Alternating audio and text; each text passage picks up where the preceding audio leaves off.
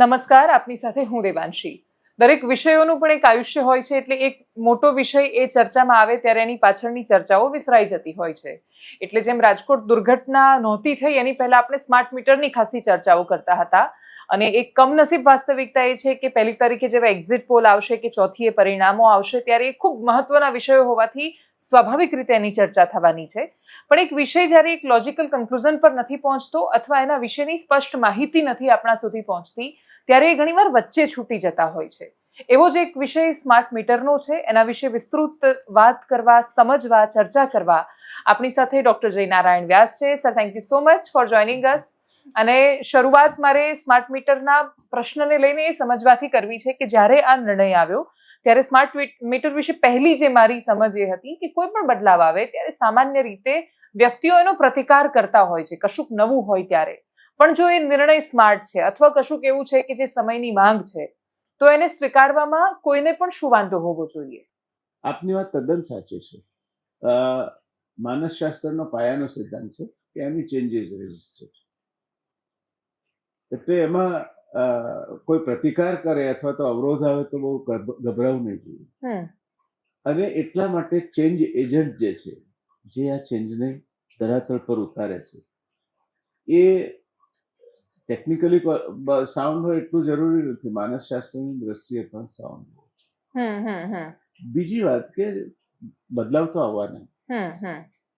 Allan ટફલરે એવું કહ્યું છે કે the technology will change at a pace where you sleep in the night and wake up in the morning. અને તમારું રિફ્રેશનું button નહીં દબાવો તો you will be outdated.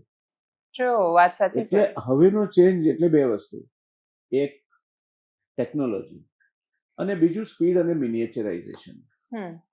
આજથી 50 વર્ષ પહેલાના મેઇનફ્રેમ કમ્પ્યુટર, મારું મીન્સ ટુ રશિયન કમ્પ્યુટર હતું, એ આ 2 રૂમ જેવડું મોટું હતું અને ખટાખટ કાર્ડ પંચિંગ કે ટેપ પંચિંગ પર ચાલે. અને મારો સ્માર્ટફોન છે એના કરતા ઓછી એની કમ્પ્યુટિંગ કેપેસિટી હતી. આનાથી ઓછી કમ્પ્યુટિંગ કેપેસિટી ઇવન નાસાનું જે કમ્પ્યુટર હતું જ્યારે first mission on moon vent તે હતી. એટલે this is but natural. Smart meter આવે, ટેકનોલોજી સારી આવે, એનો ઉપયોગ જનહિતમાં થતો હોય. આપણે એનર્જી ઇનએફિશિયન્ટ કન્ટ્રી છીએ, એટલે આપણે આપણી એનર્જી એફિશિયન્સી સુધારવા માટે એનો ઉપયોગ કરીએ. આ બધી જ વસ્તુઓ આવકારદાયક છે અને એને આવકારવી જોઈએ. સવાલ એ નથી. સવાલ એ છે કે તમારી માનસિકતા શું છે. આજે આખો પ્રશ્ન માનસિકતામાંથી ઉભો થયો છે. આજે જે સરકારી તંત્ર છે એ બ્રિટિશ તંત્રની માફક ગ્રાહક નહીં, પ્રજા માનતી થઈ છે. તે આર સબ્જેક્ટ્સ.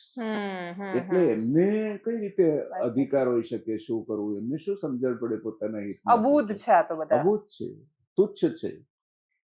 એટલે એ મહાત્મા ગાંધીની એ વાત ભૂલી જાય છે કે ગ્રાહક એ તમારા ત્યાં આવેલો સૌથી અગત્યનો મુલાકાતી છે, એ તમારો ભગવાન છે.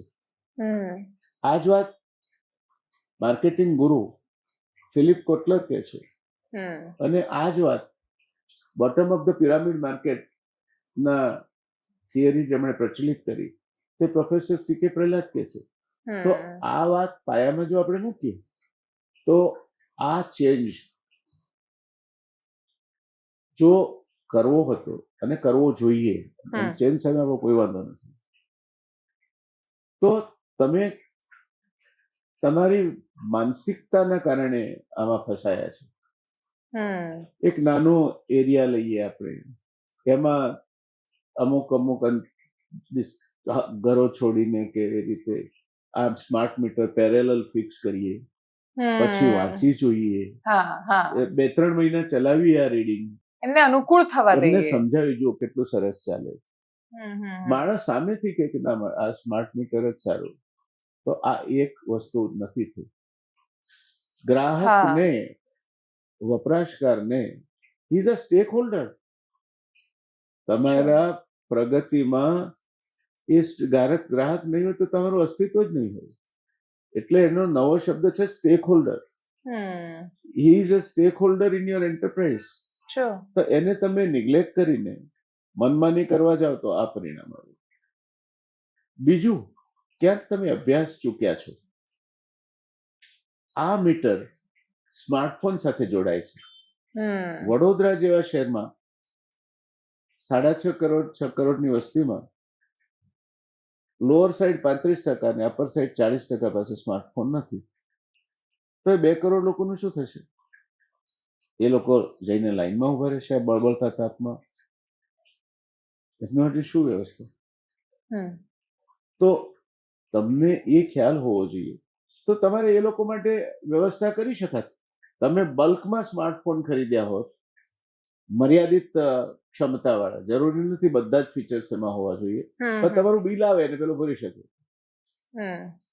તો 3-4 હજારમાં તમે બલ્કમાં ખરીદી શક્યા હોત અને એને બિલના હપ્તા તરીકે જોડ્યું હોત તો 12 મહિના કે 24 મહિનાનો હપ્તો આપ્યો હોત તમે. ભાગી તો જવાનો તો તમારી વીજળી વાપરે છે, તો 200 રૂપિયાનો હપ્તો આવત એનો.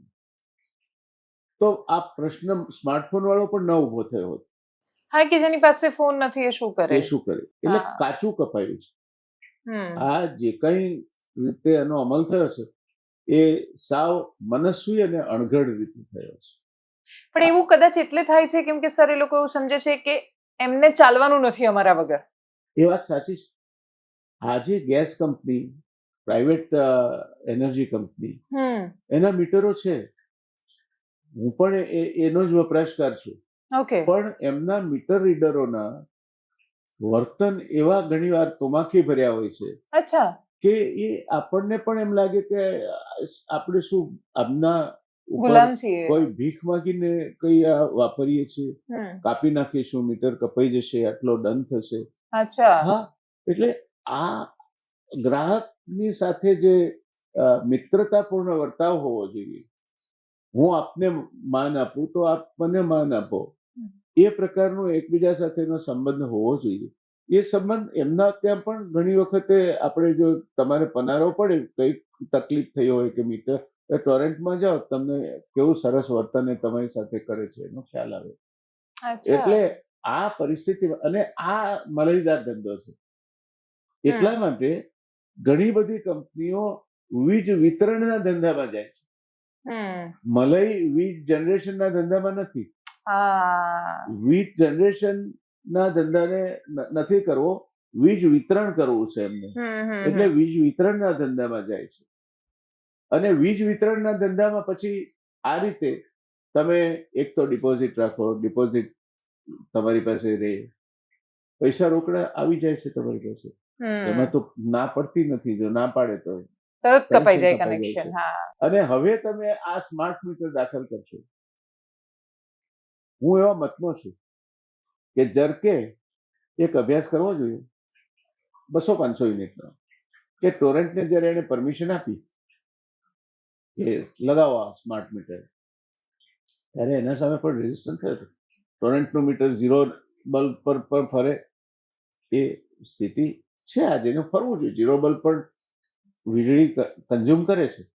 પણ એ જે દિવસે ટોરેન્ટનું મીટર લગાવ્યું અને જરકે જે ભાવ વધારો આપ્યો, એ દિવસે ભાવ વધારો હતો એમાં એડ કરતા જાઓ, અને એ દિવસે જે આવક હતી ટોરેન્ટની, એને આનાથી ડિસ્કાઉન્ટ કરીને જુઓ, એ વખતની એ આવકને સ્ટેબલ આવક લો તો પણ એમણે 20-25% વધારો મેળવ્યો છે. તો આપણે લૂંટાવા માટે જ સર્જાયા છીએ.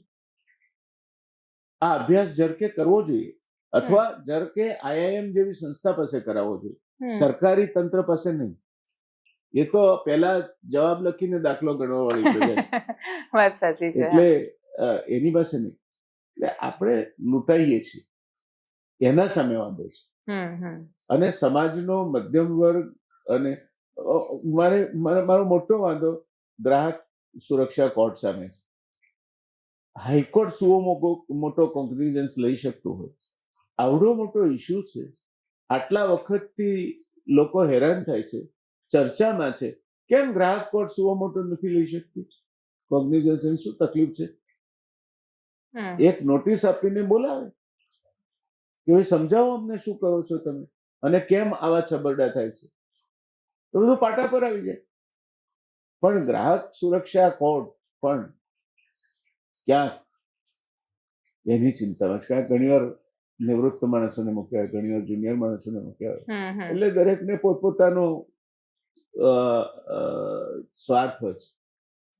એટલે ગ્રાહક સુરક્ષા ફોરમ આવડું મોટું આપ જોતા હશો, SG રોડ પર જાઓ, કેવડી મોટી પ્રોપર્ટી છે. આજની તારીખમાં નહીં તો 1000 કરોડ રૂપિયાની પ્રોપર્ટી છે. એ પ્રોપર્ટીમાં બેસીને તમે કરો છો શું? સ્ટેટ કન્ઝ્યુમર ફોરમ કરે છે શું? એની ફરજ નથી વડોદરા જાય? એની ફરજ નથી પ્રશ્નનો અભ્યાસ કરીને બીજા જ દિવસે એને લાગે કે આ વ્યાજબી છે તો એનો પડઘો પડે ગ્રાહક કોર્ટમાં? સરકારી કંપની પણ તો આ લાગુ કરાવી રહી છે. હા, અને એ જ્યારે આ લાગુ કરાવી રહ્યા છે ત્યારે હવે જે આખરે સરકારે નિર્ણય કર્યો કે જો ગ્રાહક કહેશે તો એ જોડે જોડે જૂનું મીટર પણ લગાવીને રાખશે જેથી એને સંતોષ રહે. તો એનાથી મોટા ભાગના લોકોને એ વાતથી સંતોષ છે. હા, તો હોવો જોઈએ. પણ પહેલા કેમ નહીં કર્યું? એક બેન હોસ્પિટલમાં એના દીકરાને દાખલ કર્યો હતો અને લઈને ગયા, 15 દિવસે પાછા તો વીજળી બંધ, કારણ કે બધા વપરાઈ ગયો હતો પાવર. બંધ ઘરમાં પાવર કઈ રીતે વપરાયો એ મધ્ય ગુજરાત વીજ નિગમે સમજાવવું જોઈએ. એક વ્યક્તિને 9 લાખ 9.5 લાખનું બિલ આવ્યું. અરે નરોડામાં 3 લાખનું એક શ્રમિકને બિલ આવ્યું છે. એટલે તમને કેમ દંડ નહીં કરવો જોઈએ? એના ટોપ મેનેજિંગ ડિરેક્ટર છે, you should be held accountable. શેના માટે તમને એર કન્ડિશન કેબિનો અને મોટી રૂઆબદાર ગાડીઓ આપવામાં આવે છે? તમને આટલો બધો સ્ટાફ શેના માટે આપવામાં આવે છે? You are the manager and manager must manage. Harold Geneen નામનો એક બહુ મોટો મેનેજમેન્ટ ગુરુ થઈ ગયો, એને એક સૂત્ર આપ્યું છે કે મેનેજર મસ્ટ મેનેજ. હવે એ તમે એર કન્ડિશન કેબિનોમાં બેસી રહો, યુ એન્જોય પ્લમ પોસ્ટિંગ, સાંજ પડે કઈ સોશિયલાઇઝિંગ કરો. You get crores of rupees. તમે આ ધંધા કરવા માટે તમે સરકારમાં જોડાયા છો. અને એમના સેક્રેટરીના મિજાજ જુઓ. તમે GEB ના સેક્રેટરી હોય કે બીજા સેક્રેટરી હોય, એમના સચિવ સેક્રેટરી, એટલે એમના આ સચિવ નહીં પણ એમના સેક્રેટરી, એમના મિજાજ જુઓ. એ તો ચા કરતા કેટલી ગરમ હોય એના જેવું હોય છે. વાત સાચી છે. એટલે મને લાગે છે કે આ બધાને સરખા કરવાની જરૂર છે. અને સરકાર એવી નિર્બળ આવી છે છેલ્લા કેટલાક વર્ષોમાં કે આ બધાને મનમાની કરવાની આદત પડી ગઈ છે. એમને હવે નથી એમના વિશે કઈ છાપામાં આવે, માધ્યમોમાં આવે, એની કશી જ ફરક નથી પડતો. એ જાડી ચામડીના થઈ ગયા છે. રાજકોટનું આવડું મોટું કાંડ થયું, ત્યાં કલેક્ટર બેસે છે, પોલીસ કમિશનર બેસે છે, રાજકોટ શહેરના કમિશનર બેસે છે, એમના પછી સબોર્ડિનેટ અધિકારીઓ. આમ સળી હલે તો પણ પોલીસને ખબર પડવી જોઈએ. તો કલેક્ટરને, કમિશનરને, પોલીસ કમિશનરને કેમ ખબર નહીં પડી કે આ ગેમિંગ ઝોન ચાલે છે ને જોખમી છે? કશું જ એમની પાસે નથી. વાત સાચી. એટલે નાના માણસોને શું કરવા હેરાન કરવાના? કલેક્ટર, કમિશનર અને પોલીસ કમિશનર ત્રણેયને પકડીને સાબરમતી ભેગા કરી દેવા જોઈએ, તો જ આ દાખલો બેસે. બાકી તમે આ સમિતિઓ નીમશો અને નાના માણસોને હેરાન કરશો અને કોકને બલીનો બકરો બનાવશો, તો એ તો ઘણા ક્રિમિનલ્સ એવા હોય છે કે એમને લાંબી જેલની સજા થઈ હોય તો એ રાત્રે બહાર નીકળી જાય ને એમના બદલે સબસ્ટિટ્યુટ સુઈ જાય. એટલે આ કલેક્ટર, કમિશનર એની કોઈ જવાબદારી જ નહીં. એ જમી આવ્યા છે ત્યાં જઈને. તમે લાયસન્સ આપો ને ના ઊંધી પડી જાય. અને ડિઝાસ્ટર મેનેજમેન્ટ છે શું? એ પૂર આવે કે વાવાઝોડું આવે ત્યારે જ કામમાં આવે? કેમ એ નવરાશના સમયમાં જ્યાં જ્યાં ડિઝાસ્ટર, એમને દે શુડ એનલિસ્ટ કે આટલા ડિઝાસ્ટર થઈ શકે, અને એ ડિઝાસ્ટરમાંથી સેમ્પલ ચેક કેમ નથી કરતા? એ લોકો એમનું એટલું કડક ચેકિંગ હોવું જોઈએ કે નીચેની મશીનરી થશે. તમે પોલ્યુશન કંટ્રોલ બોર્ડ તમારે ત્યાં હોય અને દેશની બીજા નંબરની પ્રદૂષિત નદી સાબરમતી હોય, શરમ આવવી જોઈએ આપણને. આપણી આ સંસ્થાઓ એ નિર્ભર થઈ ગઈ છે, જાડી ચામડીની થઈ ગઈ. એ લોકો, મને એ એટીટ્યુડ પણ સમજવો છે કે રાજકોટની દુર્ઘટના હોય તો માણસના જીવનને સાવ તુચ્છ સમજે છે. કોઈ કસ્ટમર છે જે એમનો કન્ઝ્યુમર છે અને બધી સંસ્થાઓ કે કંપની અલ્ટિમેટલી ચાલે ગ્રાહક થકી છે જી અને છતાંય એ એને સાવ તુચ્છ સમજે છે. હા. એ માનસ ક્યાંથી આવે છે અધિકારીમાં? કેમ કે એ લોકો તો આવ્યા તો આ બધાની વચ્ચેથી જ છે. આ ફ્યુડલ મેન્ટાલિટી છે. તમે કિસ્સો સાંભળ્યો છે થોડાક સમય પહેલા મારા વાંચવામાં આવેલો. બે મિત્રો એક સાથે જ એક જ સરકારી કચેરીમાં બાજુના ટેબલ પર બેસે. એમાંથી એક ક્લાસ 2 માં સિલેક્ટ થયો અને એનું પોસ્ટિંગ એ કંપનીમાં થયું, કેબિનમાં બેસવા માંડે. એટલે પેલો બીજો મિત્ર એને મળવા ગયો તો એણે શું કહ્યું એટલે કે જો આજથી હું ગેઝેટેડ ઓફિસર છું, તારે મને સર કહેવાનું, તું કહીશ તો હું તારા સામે શિસ્ત ભંગની કાર્યવાહી કરીશ. હવે આ ફ્યુડલ મેન્ટાલિટી આજે બ્રાઉન સાહેબ બધા જન્મે છે અને પછી આવે છે, પછી આપણે એમની શરૂઆતની કથાઓ વાંચીએ કે અત્યંત ગરીબીમાંથી વાંચીને સંઘર્ષમાંથી આવ્યા છે અતિશય. એ અહીં જેવા આવે છે કંઈક થઈ જાય છે કે એમનું આખું પરિવર્તન થઈ જાય છે. અને એનું કારણ એ આપણા નક્કામાં અને યુઝલેસ માણસો છે, પ્રજાના માણસો છે. કારણ કે એવા માણસોને ચૂંટે છે. આપણે લોકશાહીમાં છીએ અને લોકશાહીમાં પ્રજા માલિક છે. પણ પ્રજા કઈ રીતે માલિક છે? તમે જેવા માણસોને ચૂંટો છો એ જ તમારી સરકાર બનાવે છે. રિપ્રેઝેન્ટેટિવ છે, આપણા પ્રતિનિધિ છે. એટલે તમને એક બળાત્કારી હોય, પેલા કોઈ દૂષણસિંહ કેવું, બ્રિજભૂષણ સિંહ કેવું છે, એના છોકરાને ટિકિટ આપી તમે, એના છોકરાએ આજે જ એક્સિડન્ટ કર્યો મારી નાખ્યા. એટલે તમે સમાજના ઉતારોને ચૂંટી મોકલો છો તો ભોગવો.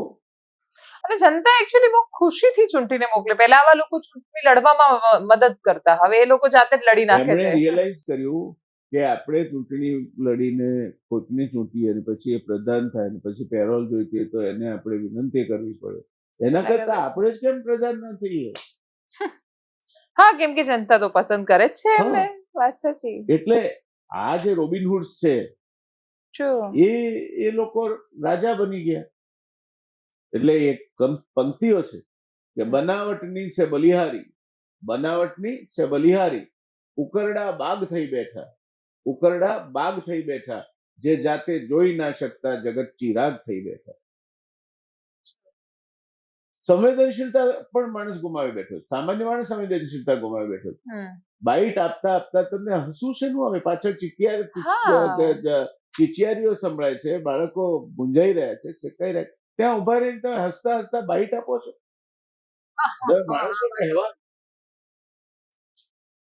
એટલે આપણામાં પણ રામ મરી પરવાર્યો છે અને જેવું કુવામાં હશે એવું હવાડામાં આવશે. તમે સોનાની ડોલમાં લો, માટીના પાત્રમાં લો કે પતરાની ડોલમાં લો, પાણી તો કાંકરિયાનું છે તો કાંકરિયાના જ ગુણધર્મો હશે એનામાં. એટલે જેવી પ્રજા છે એ પ્રજા જેવો જ એના પ્રતિનિધિ આવવાના. So we are responsible for protecting and electing these people. અને આપણે તો મતી મરી ગઈ છે.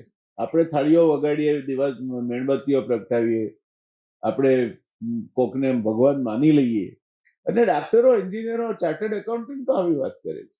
ત્યારે મને લાગે છે કે આ આપણા શિક્ષણને શું થયું.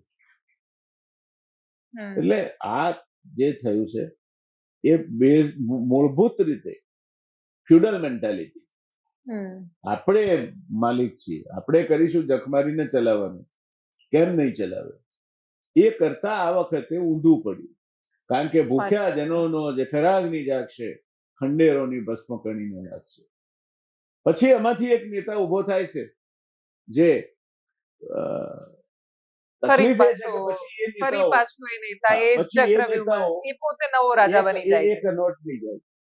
વાત સાચી છે.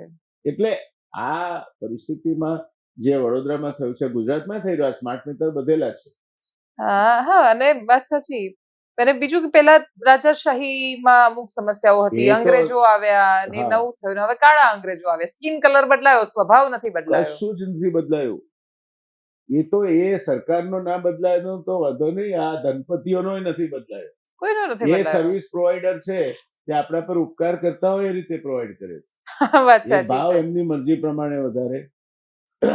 એ કોલસો લાવે તો હલકી કક્ષાનો હોય અને એમના મીટર રીડરો જે કે તે ફાઇનલ, એમને આપણાથી આર્ગ્યુમેન્ટ ના થાય એમની સાથે. વાત સાચી. એમની કચેરીમાં જાઓ તો એ તમને 17 ફોલ્ટ કાઢીને દેખાડે. અરે હા, ભાઈ, વીજ yes. નિયમનનો કાયદો અમારે અભ્યાસ કરીને આવવું પડે. ત્યારે પહેલે ટોરેન્ટની ઓફિસમાં જવું તો કાળો કોટ પહેરેલો કેપેબલ લોયરને લઈને જવું પડે. જો તમારે કોઈ પ્રશ્ન હોય, બાકી તો સરખી રીતે વાત જ ના નહીં, કરે. તમે તુચ્છ માણસ છો. ત્યાં પહેલું તમારું સ્વાગત ચોકીદાર કરે. हाँ, किसको मिलना इसको है, मैं एग्जैक्टली. किसको मिलना है, अपॉइंटमेंट है. अरे ये हम इनके ग्राहक हैं. हाँ, मगर ये साहब को मिलना है तो पहले से अपॉइंटमेंट ले. हाँ. अरे जो દીકરા આવે મારે ત્યાં બિલ લેવા ત્યારે એપોઇન્ટમેન્ટ લઈને આવે છે. મીટર વાંચવા આવે ત્યારે એટલે એ તો appointment પરસ્પર હોય, વાત હા. સાચી છે. અને હું તો તને પૈસા આલું છું ત્યારે તમે આ બધી ગાડીઓને મહેલોમાં માલો છો. આ કઈ તમારા ઘેરથી પરમ પૂજ્ય દાદાશ્રીએ નથી મોકલ્યા. વાત સાચી. દરેક 1 લાખ રૂપિયાથી નીચે શરૂ થયેલું સાહસ છે. હા. તમે ટોરેન્ટ જુઓ, કેડિલા જુઓ, નિરમા જુઓ, True. આ અને બધા- એમની સક્સેસ સ્ટોરી આપણે બતાવીએ છીએ બિઝનેસ અને સ્ટોરીમાં. વાત આપણે સાચી. We are proud of them. Yes. આપણે એમણે પરિશ્રમ કર્યો. પછી ઇન્દ્રવર્ધનભાઈ હોય કે કરશનભાઈ હોય કે રમણભાઈ હોય કે બીજા કોઈ હોય, માન છે આપણને એમના. પણ ઉત્તમભાઈ એવું તો વારસો નથી આપી ગયા કે તમે ટોરેન્ટને આ રીતે ચલાવજો. જે તુમાખી જોઈએ છે આપણે, એ તુમાખી તો ખતરનાક તુમાખી છે.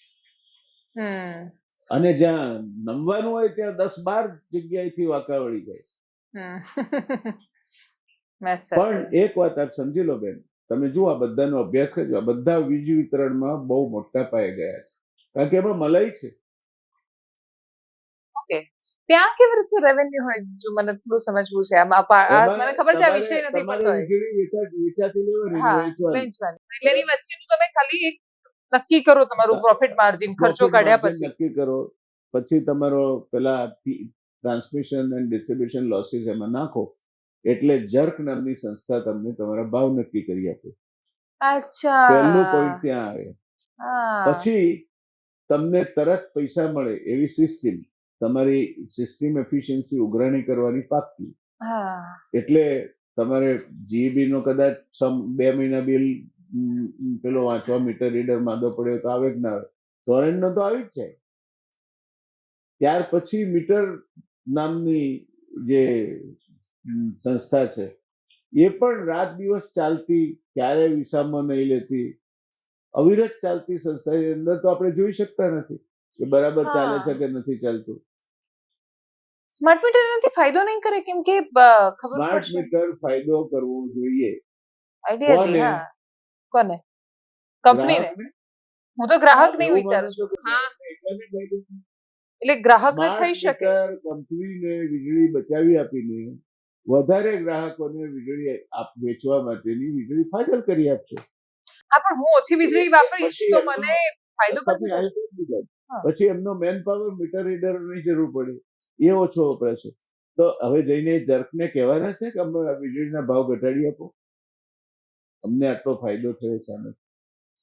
હા, જો જર્ક પાસે જઈને ભાવ ઘટાડી આવવાના હોય એમને વીજળીને, ટોરેન્ટ એમ કહેવાનું હોય કે આ સ્માર્ટ મીટર અમે નાખ્યા છે એનાથી અમને આટલો ફાયદો થયો છે, તો I will salute to them.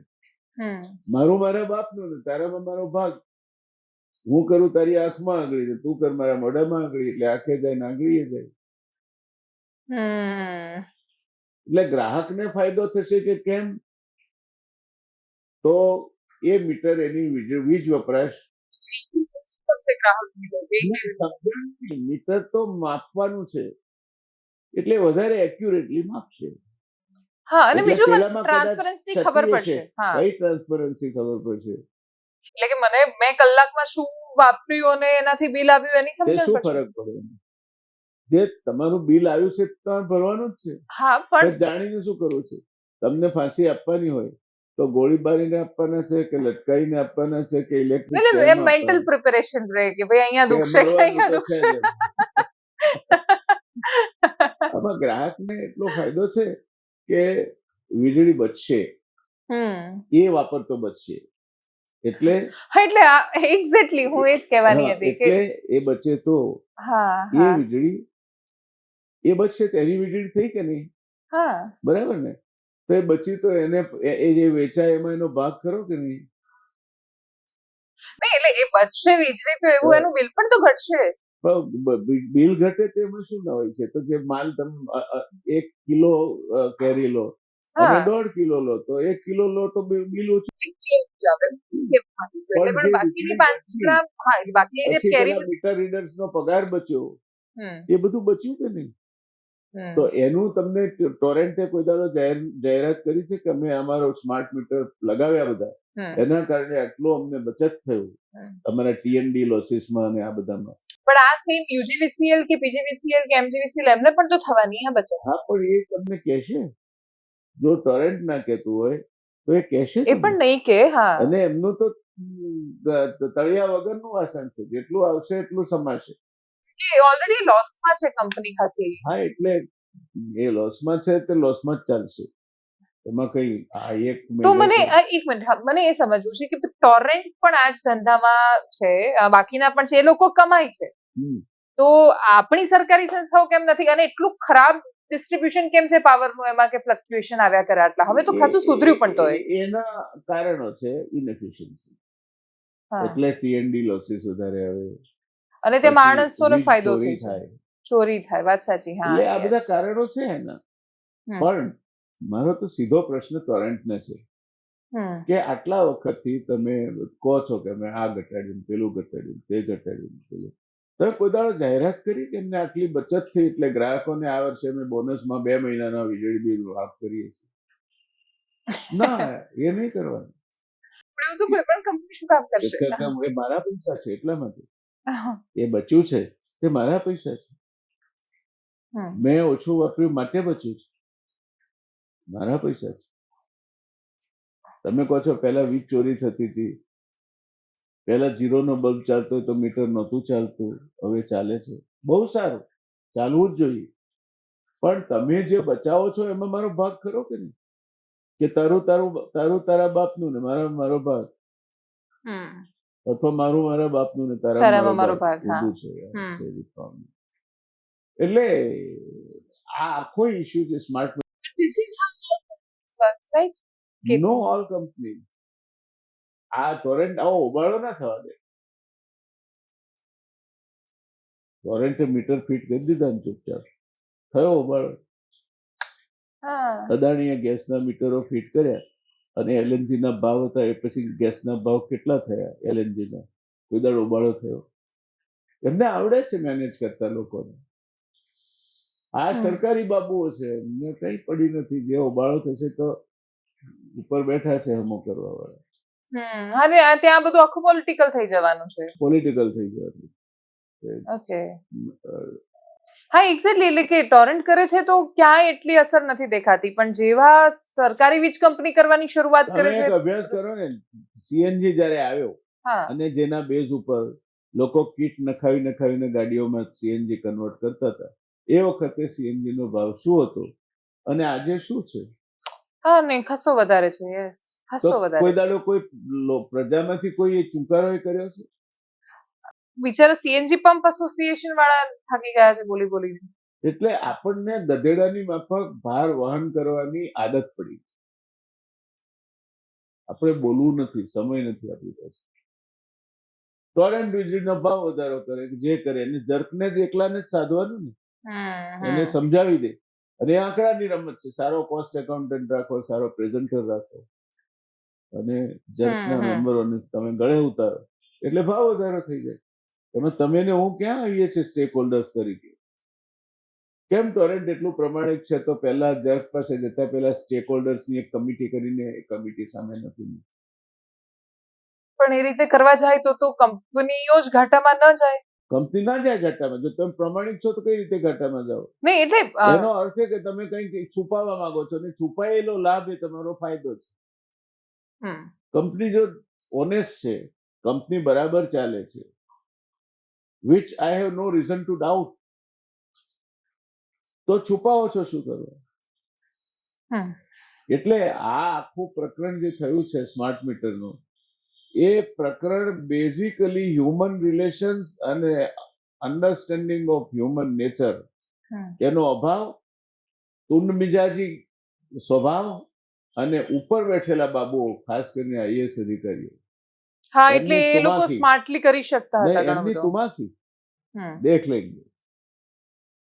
Vadodara રાજકોટમાં આટલું થયું, હમ. તમે તપાસ કરો કેટલા કમિશનર કે કલેક્ટર કે નાયબ કલેક્ટરના ઘેર એ દાડે રાત્રે ખાવાનું નહોતું બન્યું. ના ના, એવું તો કોઈ દિવસ નથી થતું. હવે તો નાગરિકોની અંદર પણ એ ચેતના નથી રહી, કમનસીબે. એટલે જો તમે પેલો ગ્રામ માતા કવિતા છે કલાપીની, કાં એમાં છેલ્લે દયાહીન જયારે થયો. કાતરીમાંથી રસ નથી નીકળતો હમ. ત્યારે માજી કહે છે કે રસહીન થઈ છે ધરા કે પછી દયાહીન થયો નૃપ, નહીં તો ન થાય નહીં તો આવું. આવું ના બને કહી માતા ફરી રડી.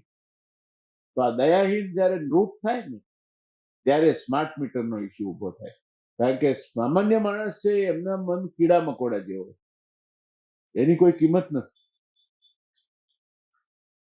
કિંમત ધનના શેઠોની છે, એમને તકલીફ નહીં પડવી જોઈએ. હમ. અને જવાબદેહીની કિંમત હોવી જોઈએ. જવાબદેહીની એમને કિંમત નથી. હમ. આ બે વસ્તુ જો સમજ પડે સરકારને, જે વ્યાજબી હોય તે સરકારે કરવું જ જોઈએ. હું સ્માર્ટ મીટર લગાવવાના વિરુદ્ધમાં નથી, પણ હા, તમે exactly. જેને લગાવો છો એને વિશ્વાસમાં તો લો. એ તમારો પેલો માલિક છે, હમ. એ તમારો માલિક છે, તમારો નોકર નથી. હમ. એ ટેક્સ ભરે છે, હમ. એના કારણે તમને પગાર મળે છે. હમ. આજે લોકો એમ કે છે એ ક્યાં ઇન્કમ ટેક્સ ભરે છે, હમ. તરત કે છે કે સાત દેશમાં 4.5% લોકો ઇન્કમ ટેક્સ ભરે છે. હા, પણ એ તો ઇનડિરેક્ટ ટેક્સ કેટલા બધા લોકો ભરે છે એમાં. પણ જીએસટી એકલાની વાત કરીએ આપણે, 52% જીએસટી ગરીબો ભરે છે. અને એનાથી જ આવક જનરેટ થાય છે હા. આપણા કોઈ પણ રાજ્ય સરકારની તો આવક ટેક્સ માંથી છે એટલે કે દેશની આપણે સરકારની. આ વાત સમજીએ નહીં અને એમ કહીએ કે આ તો બધા મફતનું ખાય છે, ના, તો કોઈ સૌથી મફતનું નથી ખાતું. સૌથી વધારે ટેક્સનો બોજો ગરીબ પર પડે. Definitely, તમે એને 5 100%. કિલો ઘઉં આપો છો ને, એ તો વાળી આપીને કલ્લી કાઢી લેવાનું કામ છે. હા, ને જે લોકોને એવી ભ્રમણા છે કે ભાઈ અમે આટલો ટેક્સ ભરીએ છીએ, તમે એટલા નસીબદાર છો કે તમે ટેક્સ ભરી શકો એવા સ્લેબમાં આવો છો. હા. બાકી તો દેશમાં ઓલમોસ્ટ લોકો ટેક્સ ભરી શકે એટલી આવક જ નથી એમની. રોજના 10% માત્ર 3% જીએસટી ભરે છે. હા, અચ્છા છે. કારણ કે એમને બધું કંપની એકાઉન્ટ પર ખરીદવાનું હોય. હા, એટલે અલ્ટિમેટ બોજો કન્ઝ્યુમર પર આવે છે. સ્માર્ટ મીટરનો જે ઇસ્યુ છે દેટ શુડ ઇમિડિયેટલી, હવે સારું થયું છે 3 દિવસથી સરકાર જાગી છે, હા. આપણે એને આવકારીએ, હમ. પણ એટલું પૂરતું નથી. એને એના તંત્રને સેન્સિટાઇઝ કરવું જોઈએ. હમ. કારણ કે આઈએએસ અધિકારીઓ પણ જો એમ માનતા હોય કે જ્યાં મુકાય એમના બાપી કી મિલકત છે, હમ. તો એ ખોટું છે. એ નોકર છે એ વાત એમને પહેલી સમજાવી જોઈએ. I have work and I am trained by some of the best IAS officers. I have highest regards for them. પણ અત્યારના જનરેશન જેવા નહોતા એ. વાત સાચી છે. ને UPSC service commission, IAS, Indian administrative service, police service, આ સર્વિસ છે. એટલે એને કોઈ તુચ્છકારની ભાવનાથી નથી કહી રહ્યું. અને વહીવટમાં તમને સૌથી ઉપર એટલે બેસાડવામાં આવે છે કેમ કે તમે એટલા ક્ષમતાવાળા છો.